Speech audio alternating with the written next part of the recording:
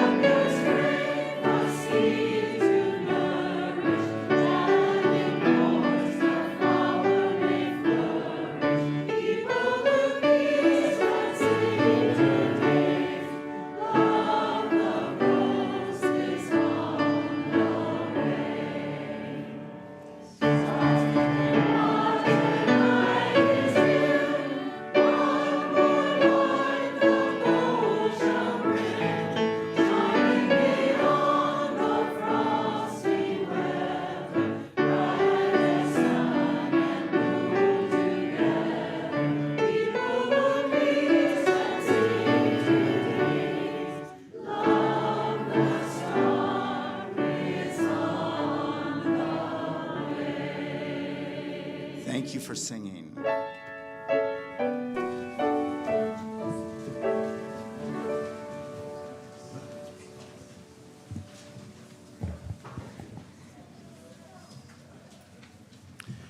Good morning. Welcome to the Olympia Unitarian Universalist congregation. It is just so wonderful to look out and see a sanctuary filled with smiling faces and so much love. Our community envisions an interconnected world that is loving, just, and healthy. We commit to live out our mission to welcome and wonder, embrace and empower, bridge and become. Thank you for joining us today. You are welcome here just as you are, whatever beliefs sustain you, whomever you love, however you understand and express your identity, and in all the ways you are still becoming the person you will be. My name is Curtis Tanner. I use he, him pronouns, and I'm a member of the worship arts team. Leading worship with me today is our minister, the Reverend Mary Geer, Troy Fisher, our music director. Here are a few things you should know about our service today. We are streaming live on Zoom and on YouTube. Hello, folks online. And the service is being recorded. For those here in the sanctuary, you can see some sometimes creative subtitles on the screen in the front and Zoom if you're online. Over here, we have a bit of fluffy space available for your and lots of activities to keep your hands busy so everyone can be comfortable. We are a multi-generational community and we value our young ones. Kids, babies, teens, all are welcome in this sanctuary. There is also a nursery care and a storytime program for children in the classroom wing. We are grateful for the many hands that helped make worship happen this morning. Thank you to all who contribute in so many ways. After the service, everyone will have the chance to discuss reflection questions offered by Reverend Mary. For those online, we invite you to go into a breakout room for a virtual coffee chat. For those in person, please feel free to stay for coffee and fellowship in the Commons. You can also join Kurt Hill for a reflection circle on today's service. Right after the service, grab a cup of joe or some tea or cocoa and join Kurt in the youth room in our RE wing. At 11:30, please return to the main room or sanctuary to revisit the proposed OUUC Behavioral Covenant with Reverend Mary and the Healthy Congregations team. This will be an opportunity for small group discussions about what it means to be in covenant. Please add your voice.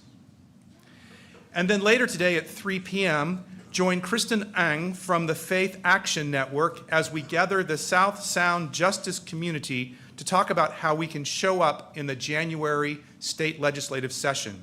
That will be here at OUUC at 3 p.m. And please join in sharing some holiday cheer with our neighbors. We are collecting gift cards for families in need at our neighborhood elementary school, LP Brown Elementary.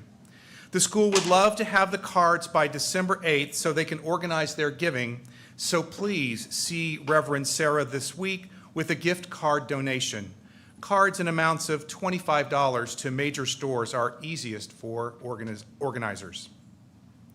There are many things happening at OUUC.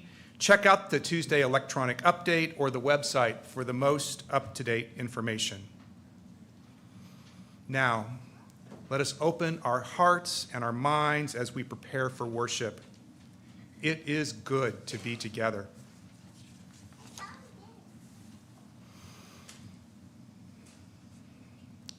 This morning, we join Unitarian Universalist congregations around the world lighting a chalice, the symbol of our faith tradition. If you are online and have a chalice or a candle, please join me here as we light our chalice together with the words of Ben Weinecke. May this flame, symbol of our transformation since time began, fire our curiosity, strengthen our will, and sustain our courage as we seek what is good within and around us.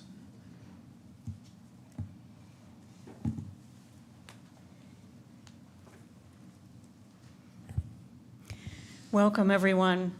I'm Reverend Mary, and I use she, her pronouns. Today, we draw on our Christian heritage by marking the beginning of Advent, the season of anticipation. We light our first candle for hope with these words from the Reverend Erica Hewitt. Thousands of years ago, people in the Northern Hemisphere were thought to have gathered wreaths of evergreen and lit fires as signs of hope in the coming spring and renewed light. The custom was kept alive by Christians, and by the 16th century, the Advent wreath had gradually spread across many parts of the world. Today, Advent is the period of 4 Sundays leading up to Christmas. It's also the time when the days are shortest, when cold settles in, and when people need the cheer brought by the promise of light and warmth. As we light one more candle each Sunday, this Advent wreath symbolizes our waiting experience. Week by week, the candles remind us that the darkness of fear and hopelessness recedes as more and more light is shed into the world. The flame of each new candle reminds us that there is more yet to come.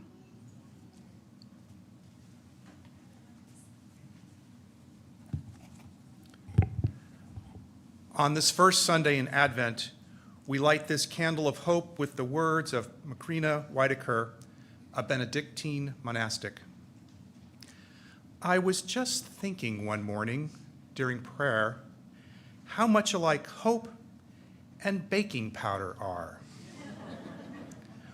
Quietly getting what is the best in me to rise, awakening the hint of eternity within.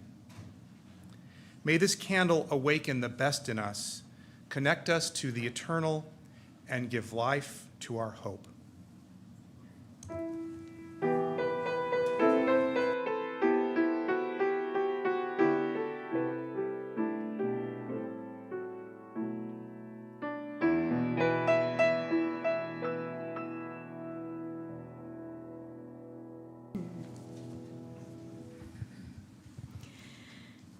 Our opening words this morning are from the report of the Article II Commission of the Unitarian Universalist Association, also known as the UUA, which was published in draft last spring and finalized just a few weeks ago. The report fulfills the Commission's charge to revisit and revise Article II of the UUA bylaws that defines the purposes and values of Unitarian Universalism. This part of the association bylaws is the covenant between UU congregations that are members in the association, of which OUUC is one. The Commission's work identified 7 core values, one of which is transformation. The Commission defines the core Unitarian Universalist value of transformation this way. Transformation. We adapt to a changing world. We covenant to collectively transform and grow spiritually and ethically. In the spirit of growth and possibility, come, let us worship together. Let's sing together again. I was recently corrected on the way I pronounce the color of our small hymn book, because I'm a Nebraska farm boy at heart and we pronounce it till, just like the word T-I-L-L, but I can say teal. So in the teal hymn book, hymn number 1054, Let This Be a House of Peace. I invite you to rise in body and our spirit, and let's sing together.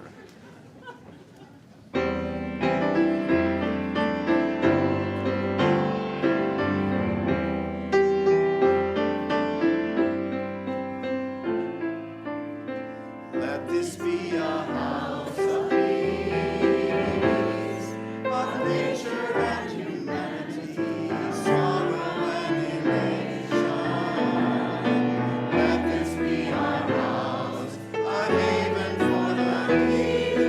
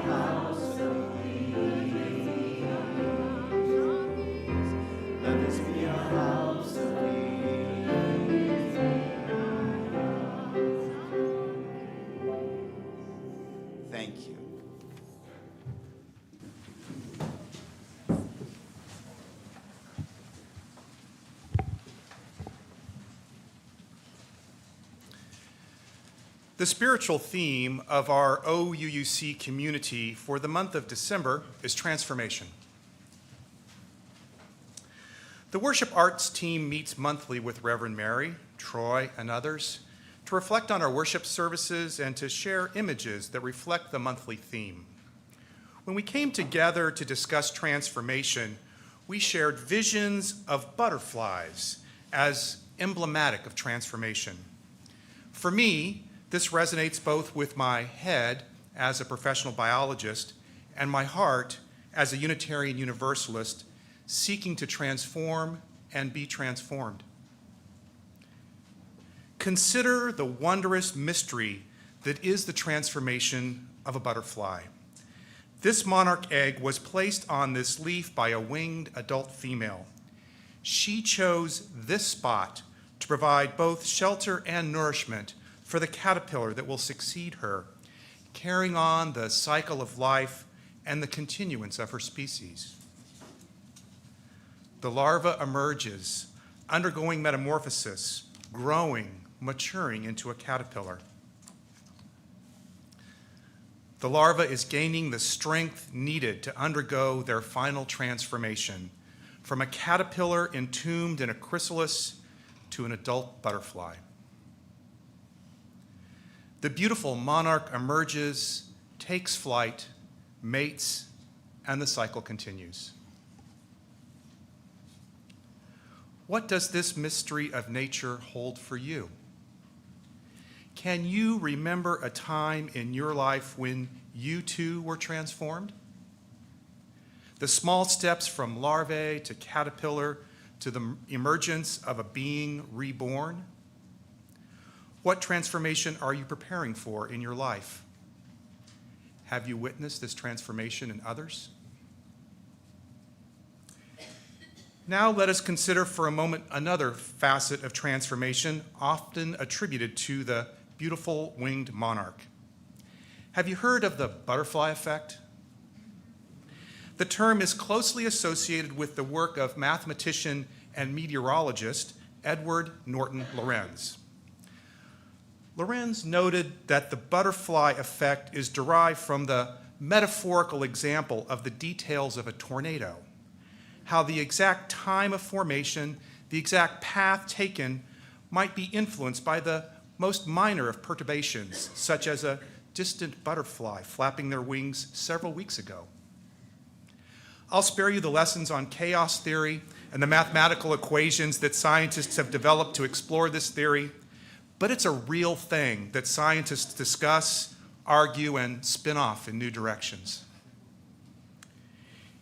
If a butterfly can flap their wings and perchance affect a future weather event in a distant place, then truly, whatever we do can affect everything and everyone else, if even in the tiniest way. Nowhere does this truth seem more evident to me in the ways we care for children. The butterfly effect challenges us to imagine that even the smallest things we do can ripple across time and space. What if our acts of loving kindness brought a smile to a face we might not see? Know that the lessons you share can live on through the generations. Imagine taking a stand for justice that starts a thin crack in the walls of oppression. Whether or not you ascribe to the theory of the butterfly effect in its literal sense, I believe we are called as Unitarian Universalists to live a life that bears witness to the truth that our actions, no matter how small, do matter. Have the faith to believe that you can make a difference, that we, the members and friends of OUC, do make a positive difference in the larger community. Spread your beautiful wings. Turn your heart towards the light. Take flight and transform the world.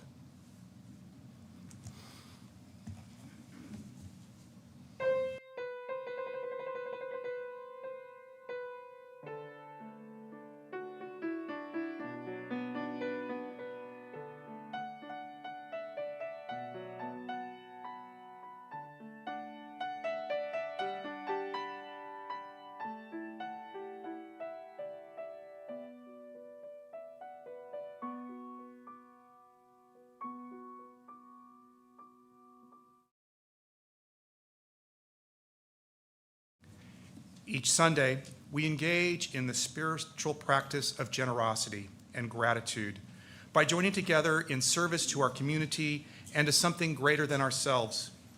We each have the power to share, and when we combine our gifts to create an offering together, we are able to do more than any of us can do alone. We also express our gratitude for the gifts that life has given us, for the network of relationships in which we live, and for the presence of this community.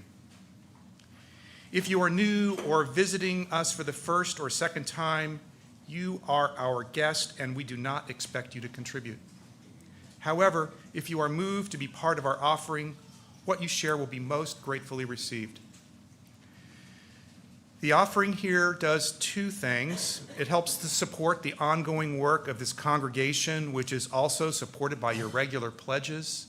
Thank you. This offering also supports an organization that serves our community in harmony with our Unitarian Universalist values. Our Share the Plate organization for November and December is the Olympia Coalition for Ecosystem Preservation, or OLI Ecosystems. OLI Ecosystem is an all-volunteer conservation organization. It focuses on protecting, preserving, and restoring important habitat in Olympia and the areas of important habitat connectivity with ecosystems in Olympia. Offerings from Share the Plate will support building stairs, for people to witness restoration and regrowth in the Cooper Crest Preserve. You can participate in the offering by making donations online, through the church website, or by texting the number that will appear on your screen. You can also mail a check to Olympia UU or place your offering in one of the baskets being passed by the ushers. May the offering now be generously given as it is gratefully received.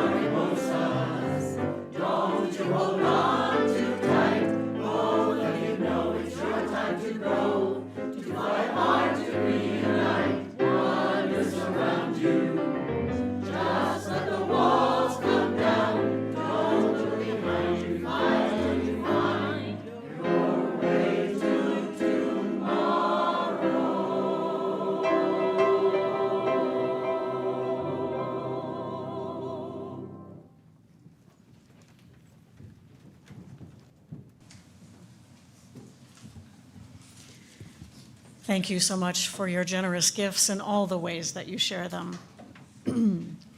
We came together this morning bringing all that is in our lives. Let's open our hearts to the complexity of life as we place stones in the water of our community. You will hear a drum beat as we share today. It reminds us that our individual hearts beat, and together we create the heartbeat of our community. So right now, let's just take a deep breath together. In and out, as we open our hearts to receive the complexity of all that is in our lives and our world today.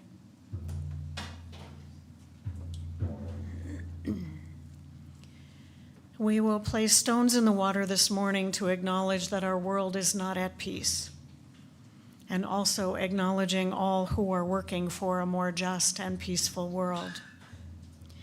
We place a stone for the people of Israel with gratitude for those recently released from captivity.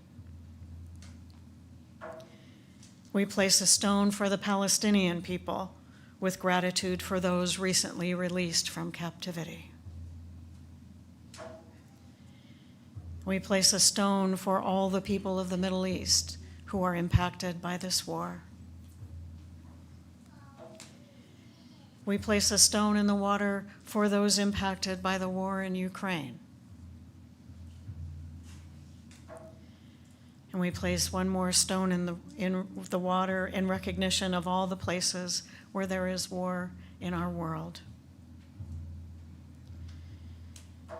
And one last stone for those who are negotiating the next best steps, keeping hope alive.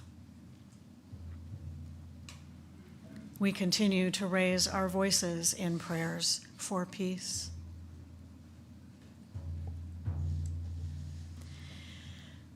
Maggie Post asks for prayers and love sent to her youngest daughter, Mackenzie Powers, who is having a specialized surgery out of state this coming week. John and Maggie will be caring for their grandson, Carson, this week. Carson is 11. We are all hoping for a smooth journey and successful surgery, and that Mackenzie will be back on Friday ready to recover.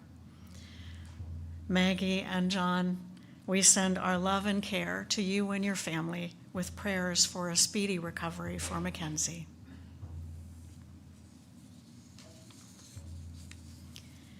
For those online, I invite you to share from your heart by entering in the chat. Those in the sanctuary can see your sharing on the screen. And for those in person today, I invite you to come forward if there is something you would like to bring into this community. You may place a stone in the water as you hold your sharing in your heart. Please come up through the side aisle and return by the center aisle. Let's hear the heartbeat of our community as we reach out our hearts in love and care to all who share today.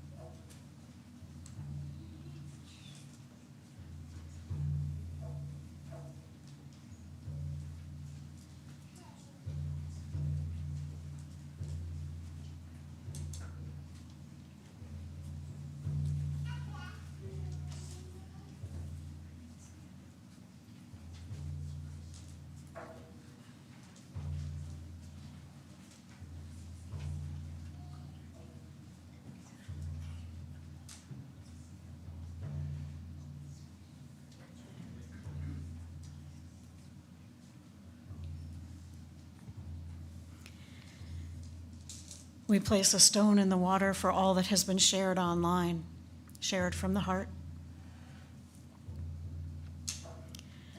And one more stone placed in the water for all that we hold in our hearts and that remains unspoken.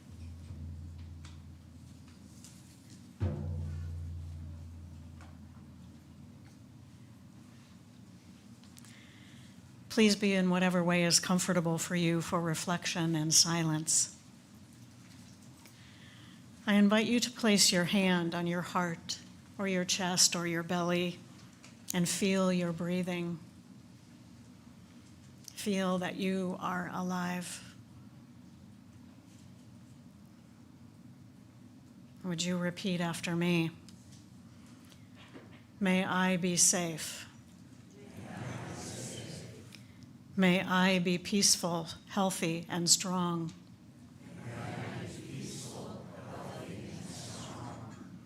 May I give and receive appreciation today.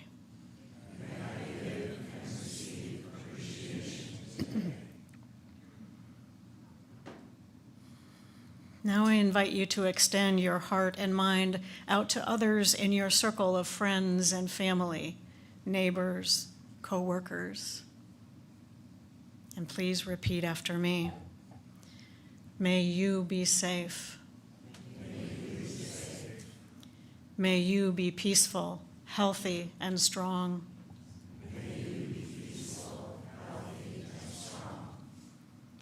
May you give and receive appreciation today.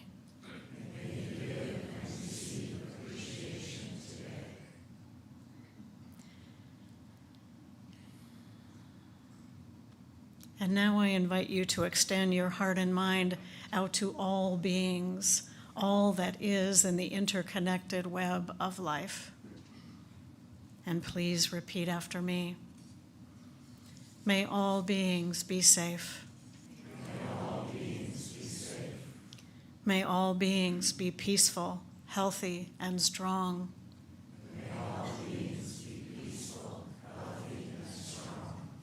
May all beings give and receive appreciation today.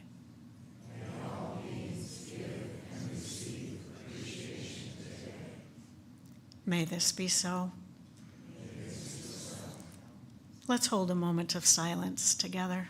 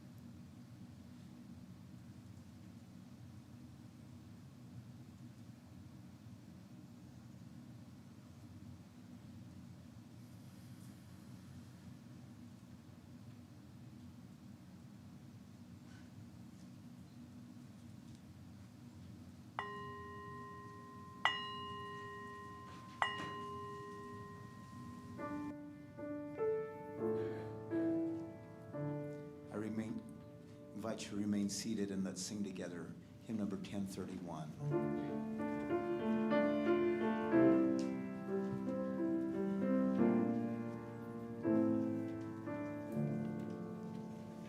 May I be filled with loving kindness.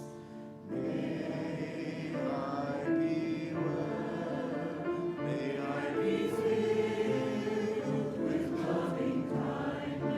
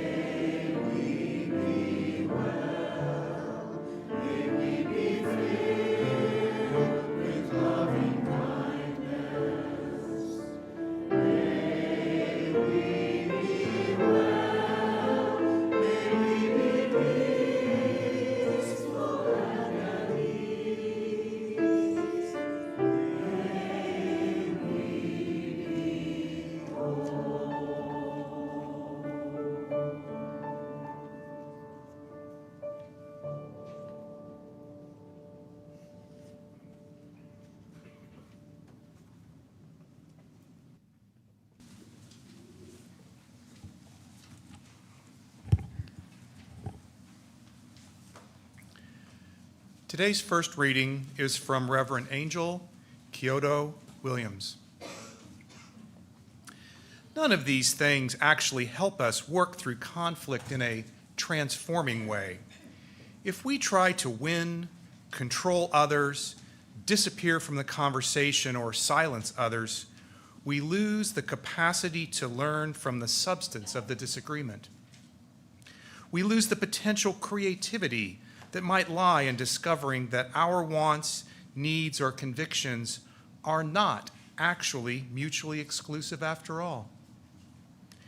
We miss the chance to clarify our values together or to choose them in a time when that is hard.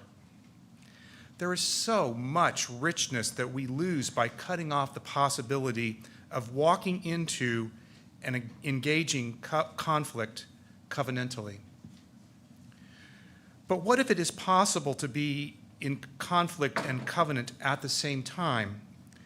What if it is possible to disagree, deeply, truly disagree about things that really matter to us and still be in covenant all the way through the engagement and hopefully the resolution of that conflict? How would that change the way we show up in our conflicts?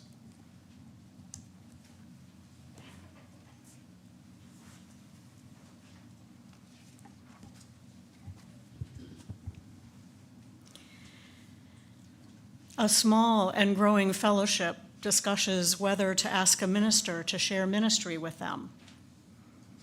A congregation talks about asking congregants to make financial pledges to support the church.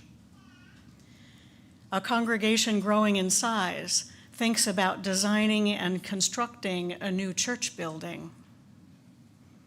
A congregation dedicated to service for those without homes discusses selling property that has been part of its mission for several years. A congregation with a long history of ministers considers asking a minister to stop serving them. During a global pandemic, a congregation decides whether to even open its doors, when and how many people, and if masks are required. Each of these is an example of a conversation that happens regularly in congregations. Well, all except the pandemic one, anyway. In fact, these conversations are examples from the history of this congregation. This community has learned from those discussions, consciously or not.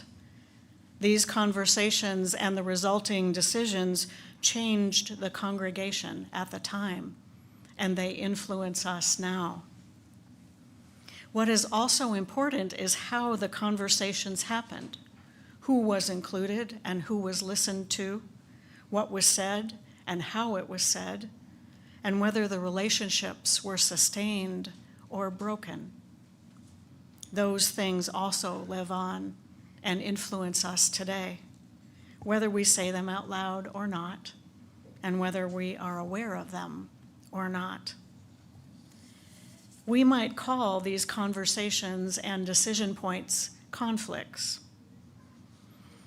I learned a useful definition of conflict from the Reverend Dr. Gil Rendell, a retired Methodist minister and congregational consultant. Rendell's favorite definition of conflict is this: when two or more ideas are in the same place at the same time.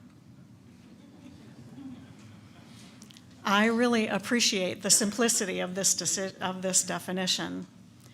I also really appreciate that it is without judgment. There is no judgment about any of the multiple ideas that might be present. And there is no judgment about the fact that multiple ideas exist in the first place. It is a simple statement of reality. Conflict is when two or more ideas are in the same place at the same time. We bring the judgment. We judge ideas that are different from ours, and we determine that the presence of multiple ideas is uncomfortable and bad. We decide that ideas cannot coexist, and that we notice that there are feelings about that, even passions, and that we care about the outcome of the decision that is before us. That's when we try strategies like seeking to win, controlling others, disappearing from the conversation, fleeing, or silencing or shutting down other people. We live in a culture that does not tolerate difference, so it does not equip us for conflict. Look at our national and international scene right now.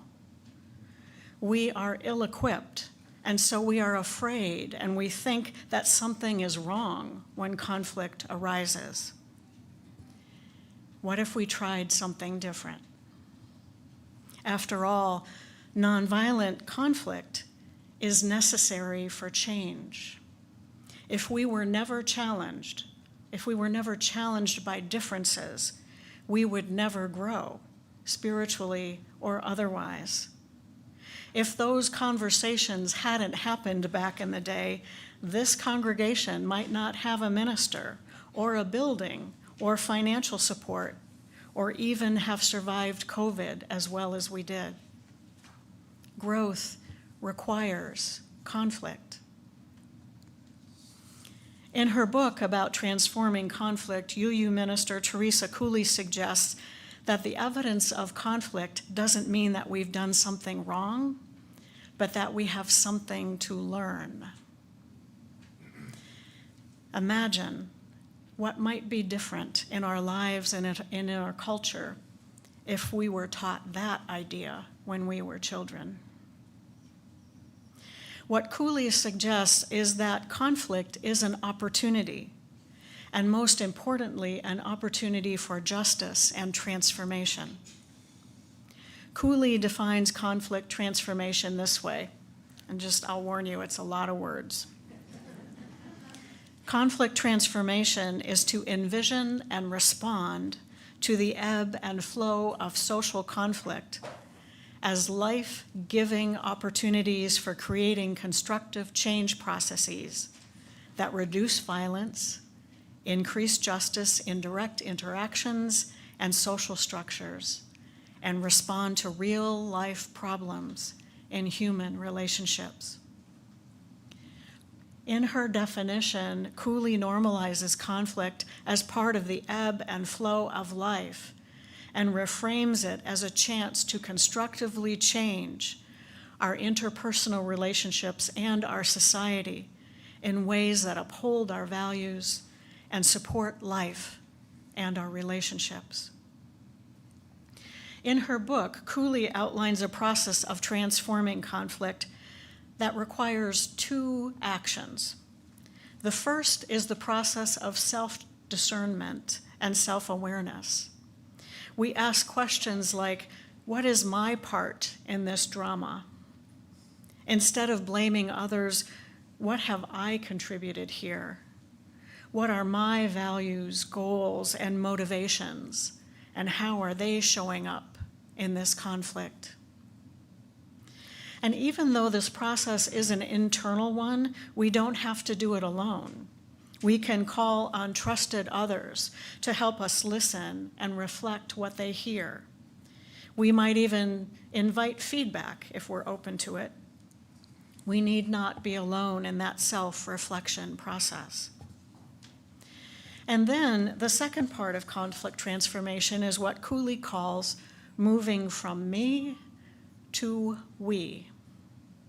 In this phase, we take what we have learned about ourselves and we seek to understand others.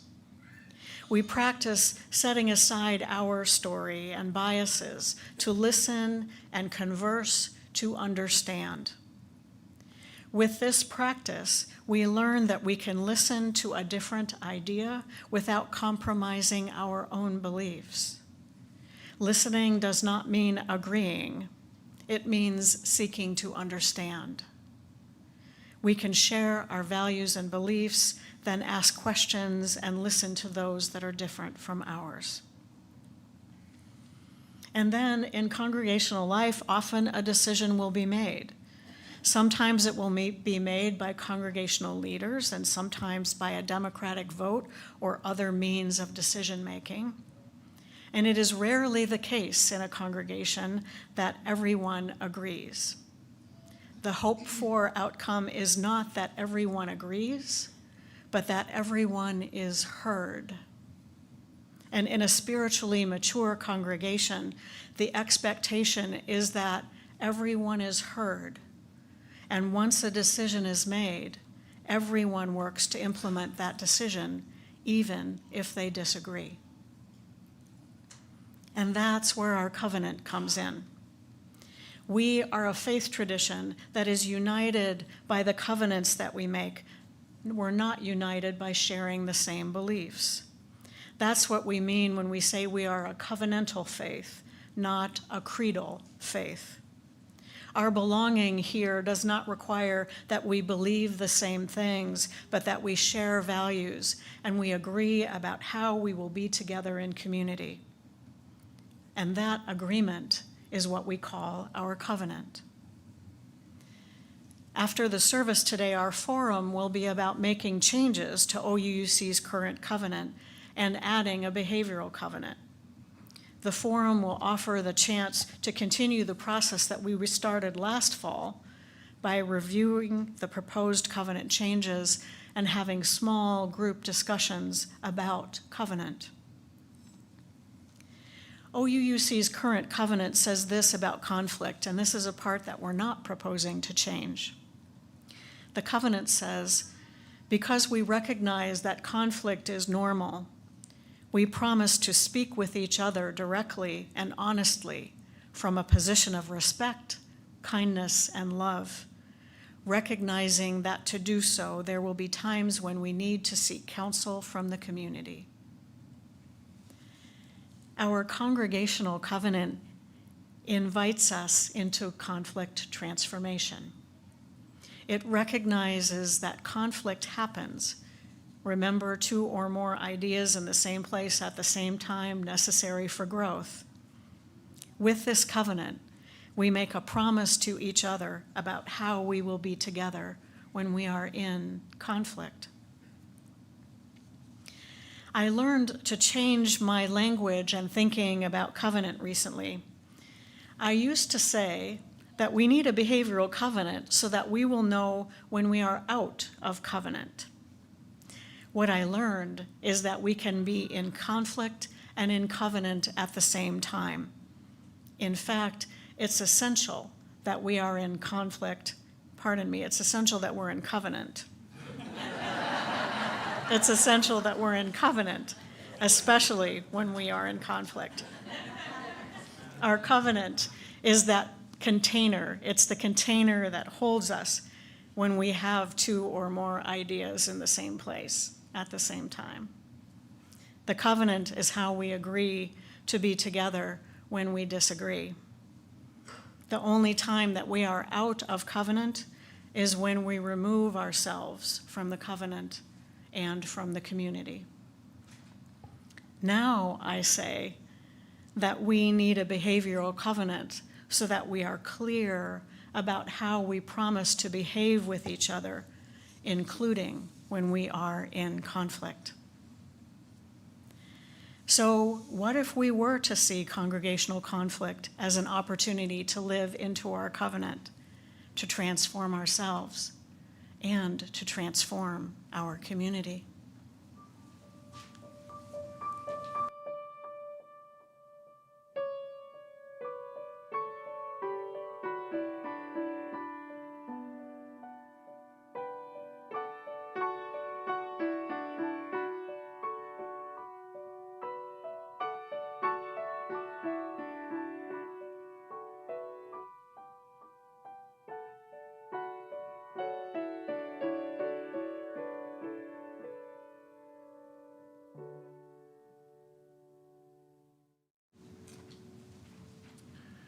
Our second reading is by Reverend Teresa Cooley from her book, Transforming Conflict, The Blessings of Congregational Turmoil. Isn't this exactly what we're trying to create in our religious communities? A space in which a person can find themselves anew, in which they can reconnect with a loving community and help everyone learn a new way of being. And religious communities are exactly the kinds of places where the magic ratio of human connection can take place, thereby changing the person, the community, and I believe the world. Transformation.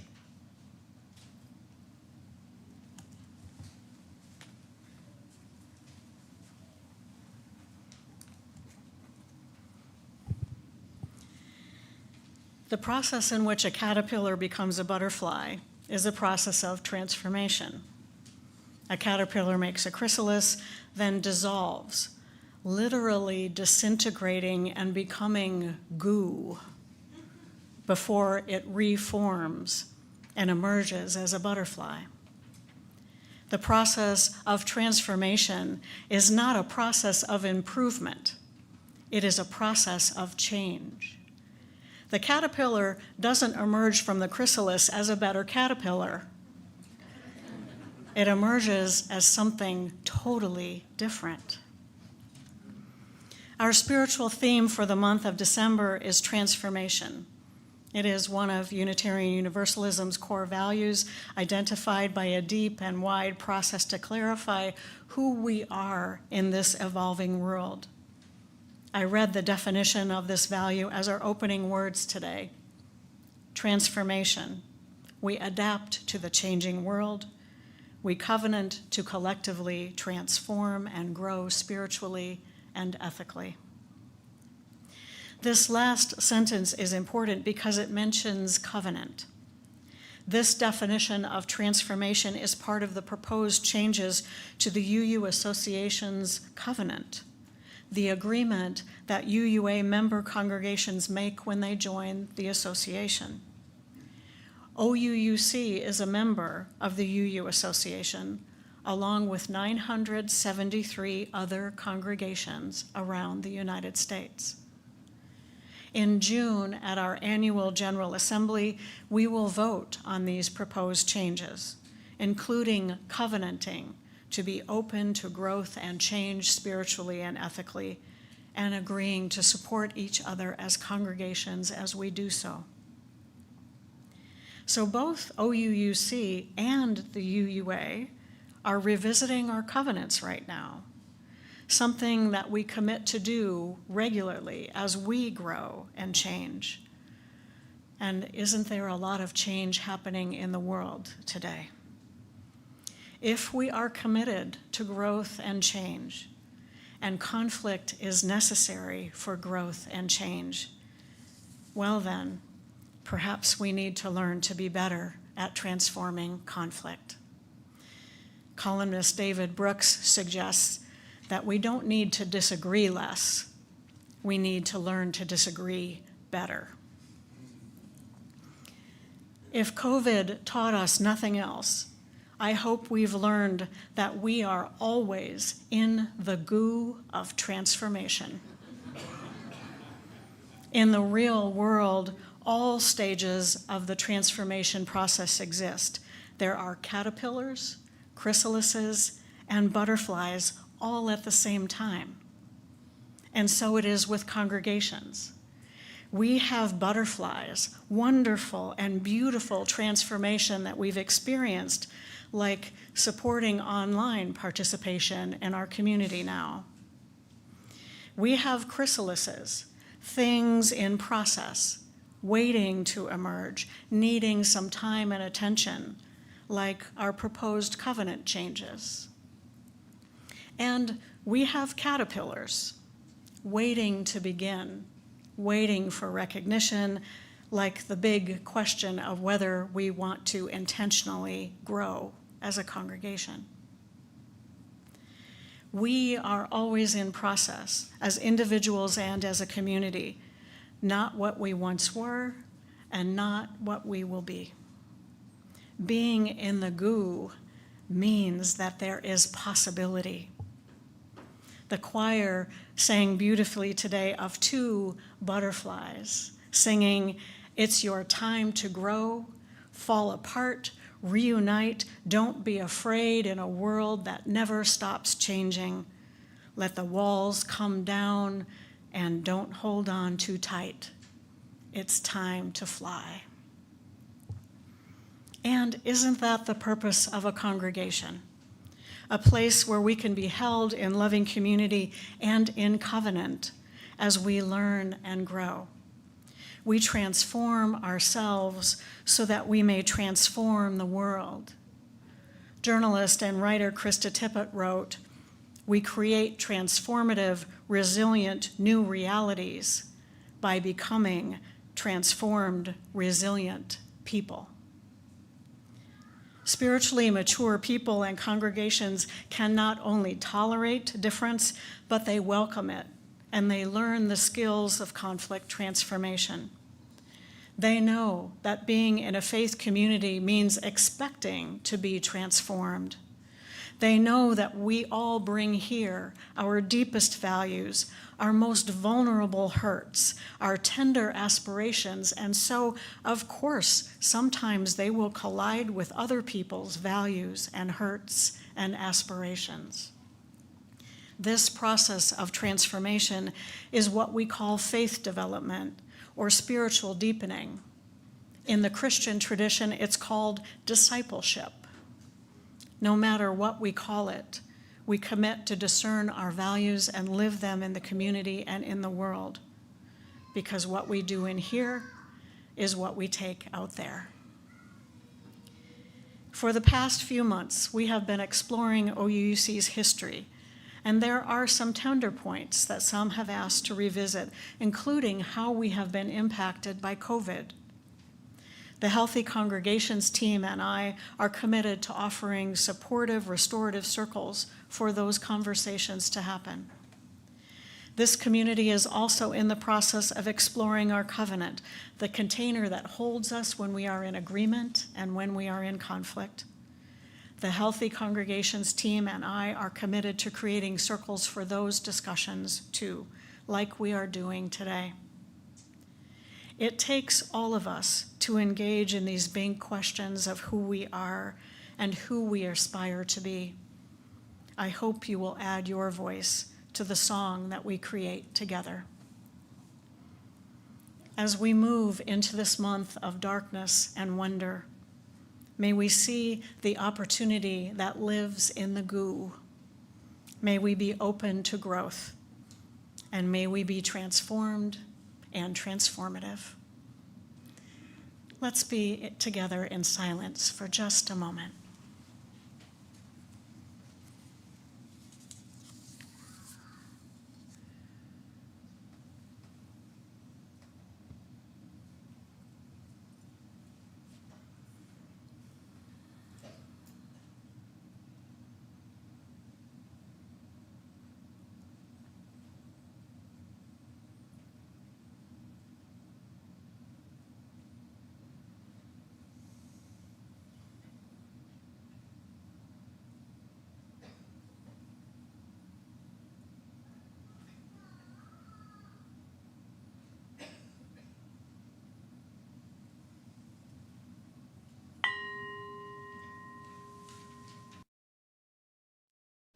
Let's sing together. Hymn number 396, "I Know This Rose Will Open." I invite you to rise in body and our spirit.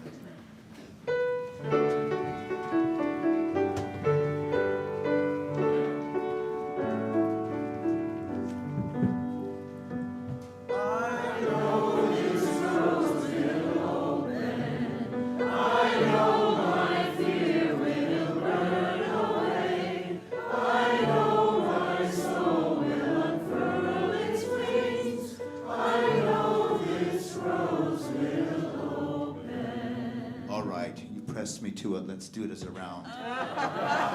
We'll have the choir start, and then I'll bring you in this group, and then I'll bring you in. Sing it 3 times through. Are you ready? Be brave. 1, 2, 3. I know this rose will open. I know my fear will burn.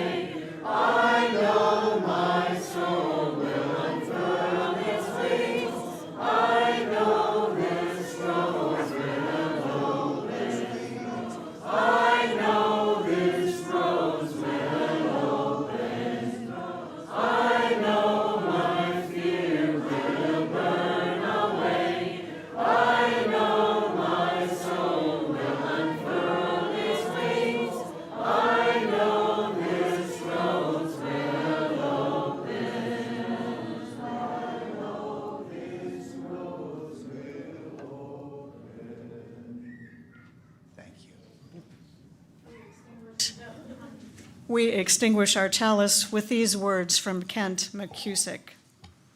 In the name of all that is holy, may the connections between us inspire and sustain us.